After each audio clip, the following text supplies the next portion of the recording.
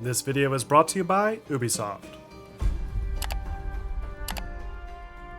Welcome back everybody, I'm Nick930, and today we're going to take a special, exclusive first look at Ubisoft's upcoming entry to the Assassin's Creed franchise, Assassin's Creed Mirage. Now, usually I would provide a detailed, direct comparison, looking at things like the complexity of the character models, environments, and other miscellaneous details. But because I was capturing this footage remotely using Ubisoft's preset graphic settings, I've decided to hold off on the direct comparison and save that for when I can play the game locally on my machine. So instead, we're going to focus more on the gameplay side of things, and discuss what features have been incorporated to give this latest entry more of that traditional feel. But before we get going here, I'd like to thank Ubisoft for sponsoring this video. Assassin's Creed Mirage is now available for pre-order, and is a direct tribute to the original game that helped spawn a decade-spanning franchise. Explore a massive recreation of 9th century Baghdad using a wide assortment of special tools and parkour abilities, as you experience the origin story of the master assassin Basim. If you end up liking what you see here today, and want to give the game a try for yourself come October 5th when it releases, you can pre-order Assassin's Creed Mirage using the link provided in the description. Now, let's kick off this preview by first talking about the game's setting. Assassin's Creed Mirage takes place several years before the events of the previous game, Assassin's Creed Valhalla, and follows the story of the assassin Basim during his early years as a member of the Hidden Ones in 9th century Baghdad. This places the game roughly 333 years before the events of the original Assassin's Creed, and may even serve to bridge the gap to some extent between the ancient trilogy of games that began with Origins and the classic trilogy from nearly 2 decades ago. This, coupled with a return to a Middle Eastern setting, reintroduces many familiar aesthetic choices in the game's level environments, including wider streets, bustling bazaars, and lots of verticality to exploit. It's immediately reminiscent of the original game, and to some extent, Assassin's Creed Revelations. Only, thanks to the power of the newer hardware and technology, we can experience this type of environment in a whole new light, with significantly more architectural variety than ever before. NPCs are also more numerous than the past several games, though it doesn't feel quite as congested as those original games, where there would be streams of NPCs in some of the busier areas. I do like how the NPCs react to things you do again, and will comment on you climbing things or even calling for guards if your notoriety is high enough. And many of the classic groups of NPCs players may remember from the classic games return too, like the musicians, the beggars, town criers, mercenaries, and many more. To account for this familiar setting, Mirage also sees the return of the series' signature parkour gameplay systems, using a combination of the parkour elements seen in the past few games, mixed with the more robust set of obstacles offered in the old games. This means players can seamlessly scramble up the side of any structure that they see in the world, and leap across the rooftops, often using clearly marked jumping off points indicated by white clothes and birds to help guide the player towards smoother vertical transitions. A lot of these mechanics are what we've seen for decades now, like dashing across thin wires dangling over the streets, ziplining, and rapidly ascending with a rope attached to a counterweight. But new parkour obstacles like the pole vault can be used to cross larger spaces in a hurry.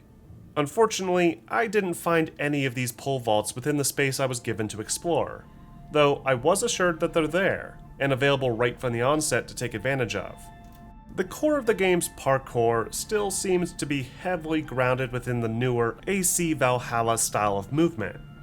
So for players looking for that really fluid look to the parkour that we saw in older games like Assassin's Creed Unity, this still isn't quite it. But it is at least still a bit more fluid than Valhalla, as I found Basim will vault over waist-high walls more smoothly, and the more parkour-friendly environments do a better job of taking advantage of the in-place parkour systems that Valhalla's larger spaces very rarely utilized. In addition to parkour, players can also traverse the streets on foot, or call in their trusty steed to ride around on, whether that be a horse or a camel. The original AC games offered this type of system too, though horses were limited to areas outside the city limits. whereas here, you can ride your camel right in the middle of the street without issue, so long as you avoid trotting into restricted areas, that is. Which brings us to another major aspect of the gameplay, the stealth action systems. Assassin's Creed, at its core, was initially much more centered around stealth action, with the player able to blend into densely populated city streets and hide in plain sight to get closer to their target. This was a massive selling point in the franchise's early days, but over the course of its lifetime, the series has evolved towards more action RPG mechanics, leaving stealth as an optional approach to objectives. Mirage, however, really drives home its intended stealth action design. It even brutally punishes you for not having patience, quickly turning a small mistake into a deadly one as dozens of guards rush in to strike you down. Like with the parkour systems, Mirage's stealth seems to be carried over directly from Valhalla, using its control scheme as the underlying core. There's a dedicated crouch button to move around low cover and hide in vegetation, interactable blend opportunities like being able to sit on benches, and players can whistle to draw enemies towards hiding spaces and take them out without being seen. To some extent, the stealth is even a little bit more forgiving than some of the older games, as players are given a brief window before being detected to rush up and take down their target, without having to worry about them deflecting the attack. All the classic assassination techniques seem to be at play here too, like air assassinations, hiding spot takedowns, and even ledge takedowns. Though new to Mirage is the focus attack, that takes a page out of Splinter Cell Conviction's book, by allowing players to essentially mark and execute targets, for a flashy multi-kill effect. To balance this, the focus meter must be built up by racking up several standard assassinations in a row, so it's worth saving this attack for when it's needed most. Another big returning feature is the classic notoriety system, that will gradually fill when NPCs witness the player performing high-profile actions like killing or pickpocketing, causing guards to be more aware of the player's presence relative to the amount of notoriety earned.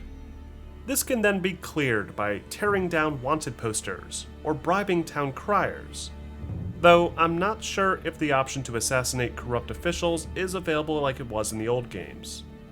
AC Mirage also sees the return of special tools and gadgets that I found to be extremely useful throughout the course of my play session. Many classic items return, like throwing knives, smoke bombs, and noisemakers, all of which can be further enhanced with upgrades to improve their effectiveness and add additional effects. It's not quite as robust as the bomb crafting system in Revelations, but it's still more extensive a tool system than I've experienced in the other more recent AC games. I got a chance to play around with the base version of these gadgets quite a bit, and found them to be essential for sneaking into hostile territory, especially now that your eye-in-the-sky eagle can be countered by new marksman enemies, forcing players to sneak into territory blind on occasion. Throwing noisemakers, killing enemies with knives, and dropping a smoke bomb to disappear are all extremely helpful tactics, and will make reaching high-value targets more manageable for sure. Finally, we arrive at the combat. The combat design isn't quite the return to form I had hoped for with this latest entry. The melee system in play appears to be an evolved version of the combat used in the Origin trilogy of games, with a manual lock, a dodge button, and a singular attack button that can either be tapped for a quick attack or held down for a powerful attack. Each enemy has their own health bar and a stamina bar, the latter of which can be depleted with multiple attacks to open them up for a finisher. Though, for a more efficient kill, players can perform a two-part parry, that first requires a successful parry on an enemy once they flash yellow, and then a follow-up attack when they're staggered to perform the execution. Now, it's not quite as cinematic and flashy as some of the older games, and with enemies constantly attacking during this parry sequence, I often found myself overwhelmed, something that the older games avoided by making each enemy politely wait their turn. Though, at the same time, this does certainly encourage players to be more mindful of their actions when attacking heavily fortified positions, and certainly encourages a more stealthy approach throughout the course of the game. It's also worth noting that I didn't get a chance to play around with any other weapon types available in the game, using only the default scimitar provided. Though while there are some nice finisher animations on occasion, I was still disappointed by the limited variety on offer here, and the lack of those nice cinematic camera angles used so often in the past. Even still, it's serviceable, and should evolve further with additional player skill unlocks and other progression systems. Overall, Assassin's Creed Mirage is looking to be in a solid position here. As a longtime fan of the series, I have been clamoring to see Assassin's Creed return to this format for a long time now, with a large parkour-heavy playground, a reasonable story length, emphasis on stealth, all coupled with the far more refined visual style of the latest Assassin's Creed games. Now there's certainly room for improvement, as the parkour system still occasionally feels just as clunky as ever, and the combat could certainly benefit from more of that classic visual flair to make it stand out. But it's one of the more enjoyable and interesting Assassin's Creed games that I've played in years. And I'm very much excited to finally get my hands on the full game come this holiday season. But what do you guys think?